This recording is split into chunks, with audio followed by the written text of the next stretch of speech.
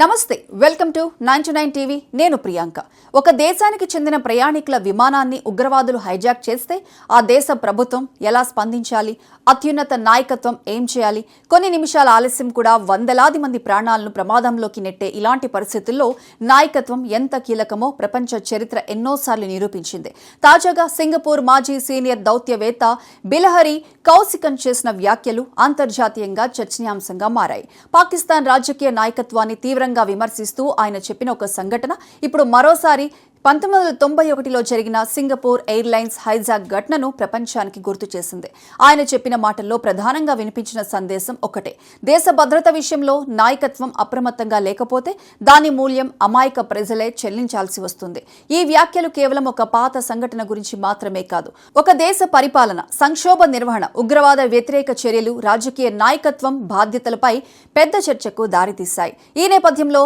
1991లో అసలేం జరిగింది కౌసికన్ ఎందుకు ఈ ఉదాహరణను ప్రస్తావించారు ఆ సంఘటన ప్రపంచ ఉగ్రవాద చరిత్రలో ఎందుకు ప్రత్యేక స్థానం సంపాదించింది అనే విషయాలను ఇప్పుడు వివరంగా తెలుసుకుందాం 1991 మార్చి 26 సింగపూర్ ఎయిర్లైన్స్ కు చెందిన ఫ్లైట్ SQ117 మలేషియాలోని కౌలాలంపూర్ నుంచి సింగపూర్కు బయలుదేరింది ఇది సాధారణ ప్రయాణికుల విమానమే అందులో 114 మంది ప్రయాణికులు సిబ్బంది ఉన్నారు ప్రయాణం ప్రారంభమైన కొద్దిసేపటికే 4 పాకిస్తానీ ఉగ్రవాదులు ఒక్కసారిగా విమానాన్ని తమ ఆధీనంలోకి తీసుకున్నారు ఆయుధాలతో సిబ్బందిని బెదిరించి విమానాన్ని హైజాక్ చేశారు విమానాన్ని సింగపూర్లోని చాంగి అంతర్జాతీయ విమానాశ్రయంలో దించాల్సిందిగా పైలట్ను బలవంతం చేశారు ప్రపంచంలో అత్యంత క్రమశిక్షణతో పనిచేసే విమానాశ్రయాల్లో ఒకటైన చాంగీలో హైజాక్ గురైన విమానం దిగటం అప్పట్లో పెద్ద సంచలనంగా మారింది విమానం నేలపైకి దిగిన తర్వాత కూడా పరిస్థితి అత్యంత ఉద్రిక్తంగానే కొనసాగింది ఉగ్రవాదులు తమ డిమాండ్లను ప్రకటించారు తమకు పాకిస్తాన్ మాజీ ప్రధాని బెనజీర్ భుట్టోతో మాట్లాడే అవకాశం కల్పించాలని పట్టుబట్టారు అంతేకాదు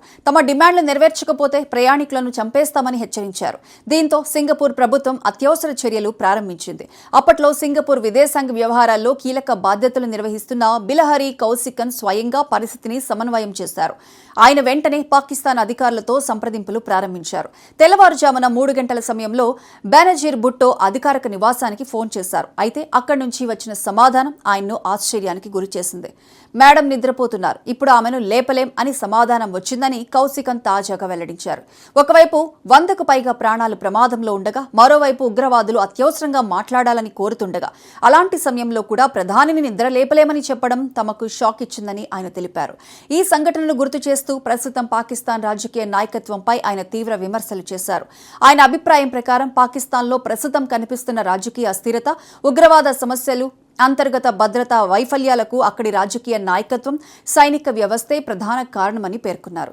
ఇదిలా ఉండగా చర్చల ద్వారా సమస్య పరిష్కారం కాలేదని గ్రహించిన సింగపూర్ ప్రభుత్వం చివరకు అత్యంత సాహసోపేత నిర్ణయం తీసుకుంది చర్చలకు గడువు ముగిసిన వెంటనే సింగపూర్ ప్రత్యేక కమాండో దళం సింగపూర్ ఆర్మ్డ్ ఫోర్సెస్ కు చెందిన స్పెషల్ ఆపరేషన్స్ ఫోర్స్ రంగంలోకి దిగింది ప్రపంచంలో అత్యంత వేగవంతమైన ఉగ్రవాద వ్యతిరేక ఆపరేషన్లో ఒకటిగా గుర్తింపు పొందిన ఈ చర్యను కేవలం కొన్ని నిమిషాల్లోనే పూర్తి చేశారు కమాండోలు ఒక్కసారిగా విమానంలోకి చొరబడి 4 ఉగ్రవాదులను కాల్చి చంపారు ముఖ్యంగా ఈ ఆపరేషన్లో ఒక్క ప్రయాణికుడికి ఒక్క సిబ్బంది సభ్యుడికి ప్రాణహాని కలగకుండా అందరినీ సురక్షితంగా బయటకు తీసుకొచ్చారు ఈ ఆపరేషన్ ప్రపంచవ్యాప్తంగా ప్రశంసలు అందుకుంది నేటికి విమాన హైజాక్ ఘటనలపై అధ్యయనం చేసే భద్రతా నిపుణులు సింగపూర్ చర్యను అత్యంత సమర్థవంతమైన రెస్క్యూ ఆపరేషన్లో ఒకటిగా పేర్కొంటారు ఈ సంఘటన తరువాత సింగపూర్ తన విమానాశ్రయ భద్రతను మరింత కట్టుదిట్టం చేసింది విమాన హైజాక్లను ఎదుర్కొనే ప్రత్యేక విధానాలు రూపొందించింది అత్యవసర సమయాల్లో రాజకీయ నాయకత్వం భద్రతా సంస్థలు దౌత్య విభాగాలు ఎలా సమన్వయంతో పనిచేయాలో